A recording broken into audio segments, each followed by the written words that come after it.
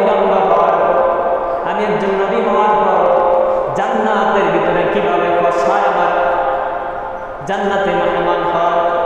ওই মুসা পয়গম্বর আলাইহিস সালাতু ওয়াস সালাম আল্লাহ তাআলা রাব্বুল আলামিনের হুকুম নিয়ে বসায় বাড়িতে উদ্দেশ্য রওনা দিলেন।